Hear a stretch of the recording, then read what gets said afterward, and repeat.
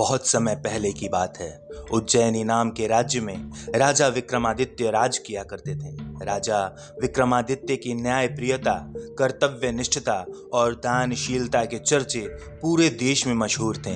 यही कारण था कि दूर दूर से लोग उनके दरबार में न्याय मांगने आया करते थे।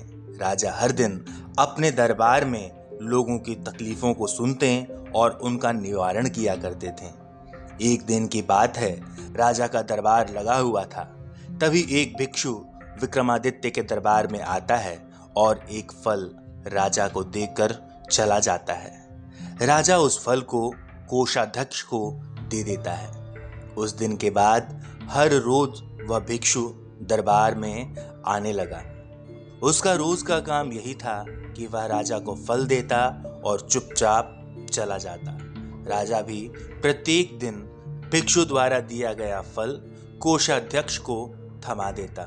ऐसे करते करते करीब 10 साल बीत गए। एक दिन जब भिक्षु फिर राजा के दरबार में आकर फल देता है तो इस बार राजा फल कोषाध्यक्ष को न देकर वहां मौजूद एक पालतू बंदर के बच्चे को दे देता है। यह बंदर किसी सुरक्षा कर्मी का था, जो छूटकर अचानक राजा के पास आ जाता है। बंदर जब उस फल को खाने के लिए तोड़ता है तो उस फल के बीच से एक बहुमूल्य रत्न निकलता है। उस रत्न की चमक को देखकर राज दरबार में मौजूद सभी लोग हैरत में पड़ जाते हैं। राजा भी यह नज़ारा देखकर आश्चर्य में पड़ जाते हैं। राजा कोषाध्यक्ष को इससे पूर्व भिक्षु द्वारा दिए गए सभी फलों के बारे में पूछता है। राजा के पूछने पर कोषाध्यक्ष बताता है कि महाराज, मैंने उन सभी फलों को राजकोष में सुरक्षित रखवा दिया है। मैं उन सभी फलों को अभी लेकर आता हूँ। कुछ देर बाद कोषाध्यक्ष राजा को आकर बताता है कि सभी फल सड़ गल गए हैं। उनके स्थान पर बहुमूल्य रत्न बचे हुए हैं। यह सुनकर राजा बहुत खुश होते हैं और सारे रत्न कोषाध्यक्ष को सौंप देते हैं। अगली बार जब भिक्षु फल लेकर दोबारा विक्रमादित्य के दरबार में पहुंचता है तो राजा कहते हैं, भिक्षु, मैं आपका फल तब तक ग्रहण नहीं करूंगा जब तक आप यह नहीं बताते कि हर दिन आप इतनी बहुमूल्य भेंट मुझे क्यों देते हैं। राजा की यह बात सुन भिक्षु उन्हें एकांत स्थान पर लेकर जाता है। एकांत में ले जाकर भिक्षु राजा को बताता है कि मुझे मंत्र साधना करनी है और उस साधना के लिए मुझे एक वीर पुरुष की जरूरत है, चूंकि मुझे तुमसे वीर दूसरा कोई नहीं मिल सकता, इसीलिए यह बहुमूल्य उपहार तुम्हें दे जाता हूँ। भिक्षु की बात सुनकर राजा विक्रमादित्य उसकी सहायता करने का वचन देते हैं। तब भिक्षु राजा को बताता है कि अगली अमावस्या की रात को उसे पास के श्मशान में जाना होगा, जहां वह मंत्र साधना की तैयारी करेगा। इतना कहकर भिक्षु वहां से चला जाता है।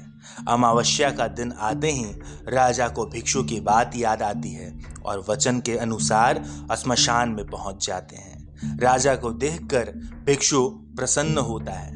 भिक्षु कहता है, हे राजन, तुम यहाँ आए, मैं बहुत खुश हुआ कि तुम्हें तुम्हारा वचन याद रहा। अब यहाँ से पूर्व की दिशा में जाओ, वहां एक महाश्मशान मिलेगा।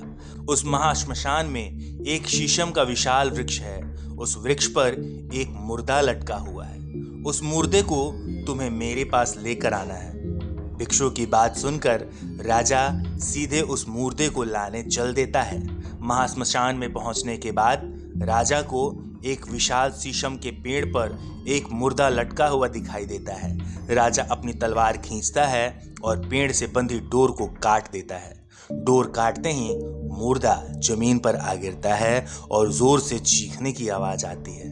दर्द भरी चीख सुनकर राजा को लगता है शायद यह मुर्दा नहीं बल्कि कोई जिंदा इंसान है।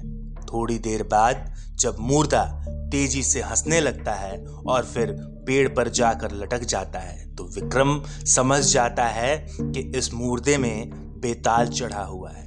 काफी कोशिश के बाद विक्रम बेताल को पेड़ से उतारकर अपने कंधे पर टांग लेते हैं। इस पर बेताल विक्रम से कहता है, विक्रम, मैं तेरे साहस को मान गया, तू बड़ा ही पराक्रमी है रे।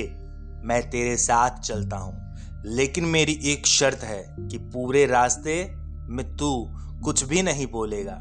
विक्रम सिर हिलाकर हाँ में बेताल की बात मान लेता है। इसके बाद बेताल विक्रम से कहता है कि रास्ता लंबा है, इसीलिए इस रास्ते को रोमांचक बनाने के लिए मैं तुझे एक कहानी सुनाता हूँ।